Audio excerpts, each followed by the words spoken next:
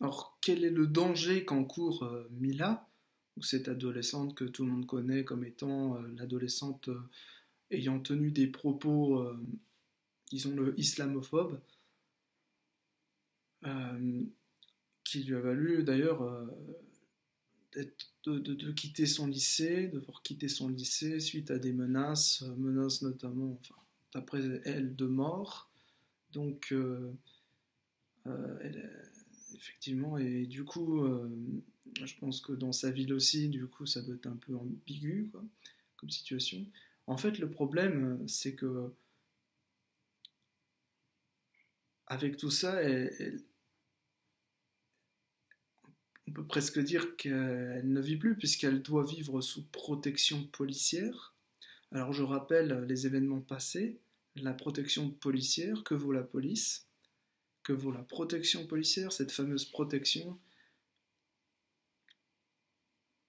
qui, qui a lieu en l'occurrence non en France, parce que c'est en France, on parle de la France ici.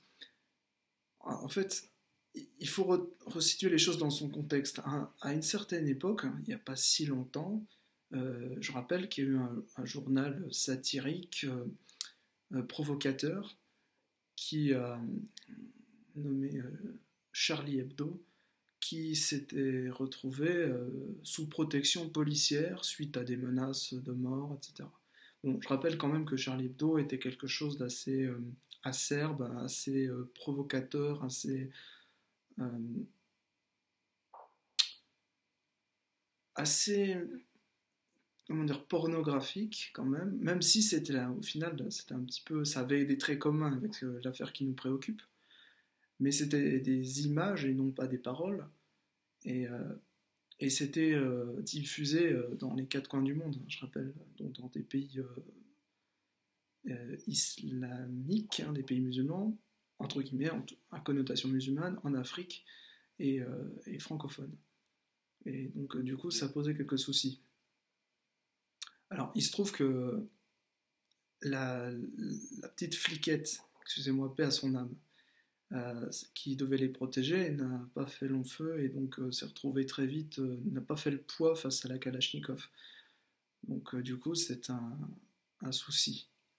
Et d'une autre part, bien sûr, c'était une équipe d'adultes, etc. Donc, les choses, les éléments qui sont en place ne sont pas tout à fait les mêmes. On est un peu plus dans du light, on va dire. Et, euh, et donc, il y a eu aussi cette affaire quand même qu'il faut retracer, cette affaire de ce policier qui était en réalité un terroriste, un infiltré terroriste dans la police secrète, les renseignements et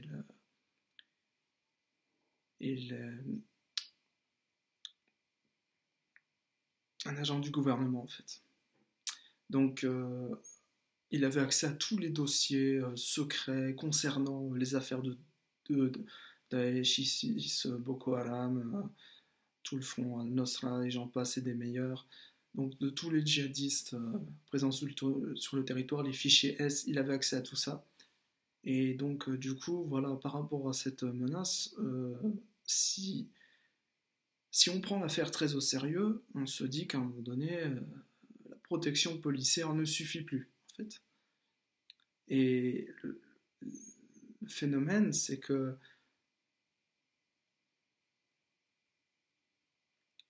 les médias donc, l'avaient placé en avant. Hein, donc, alors, on peut trouver ça bien.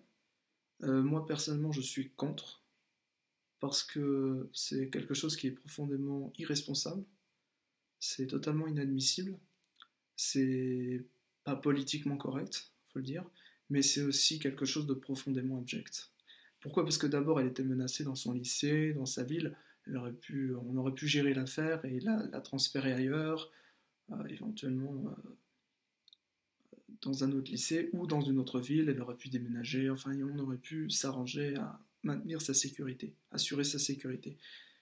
Et là, en fait, on ne peut pas tant que ça, puisque on peut d'un côté la mettre sous protection policière, mais si on se contente d'une simple protection policière, dans un an et 3 mois, c'est fini. Donc, plutôt que de faire semblant de la protéger, moi ce que je préconise, étant donné que ces propos que je désapprouve totalement, sont des propos d'une adolescente et non pas d'une adulte, des propos d'une fille, d'une femme, appelez ça comme vous voulez, et non pas d'une adulte et d'une équipe, hein, et que du coup, il serait quand même, je dirais, politiquement correct et même carrément concevable et même envisageable euh, d'assurer sa protection de manière efficace et de ne pas faire simplement un acte politique, de ne pas la sacrifier finalement.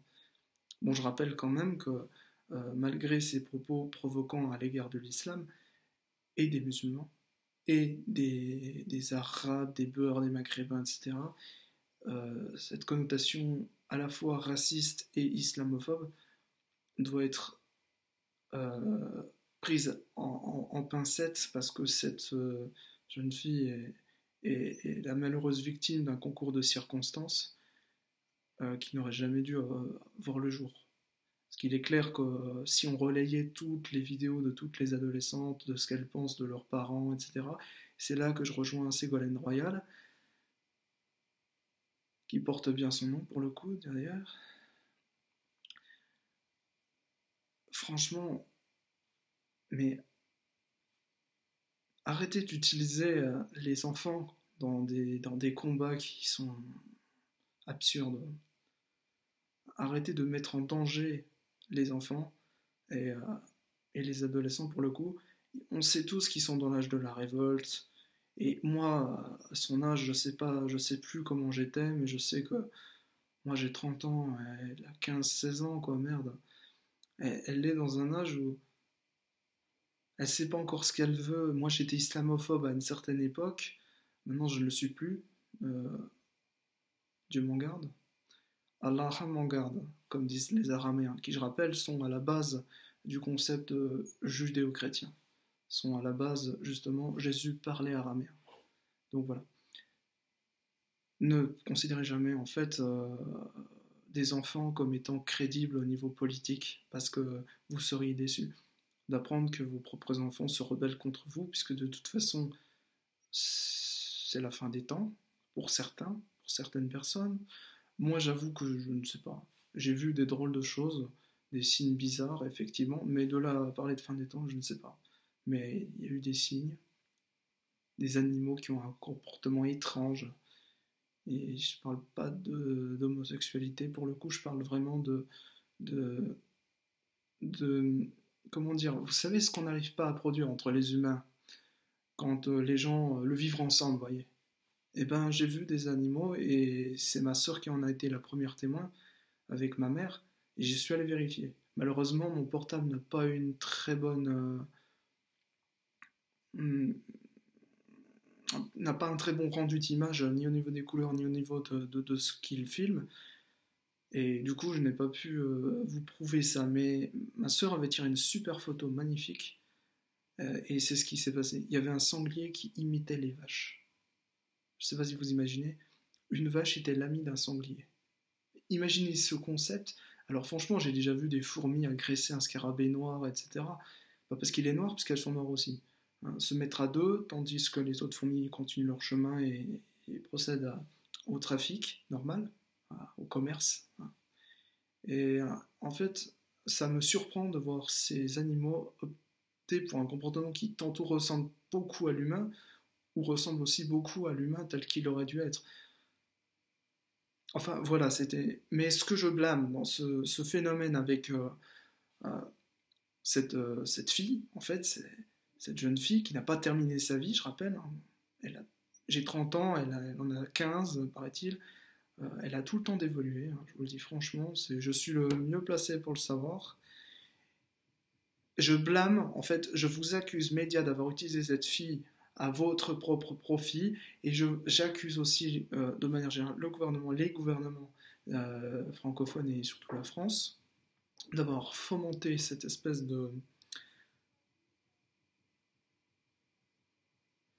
j'allais dire complot, en fait, cette affaire, d'avoir monté cette affaire juste pour éliminer, en fait, le mouvement des Gilets jaunes. Donc voilà, du coup, on parle plus de Jérôme Rodriguez, on parle plus de Monsieur Lelouch, on parle plus des choses qui fâchent, tout simplement, de la réalité de la France aujourd'hui. Et ça me déçoit profondément.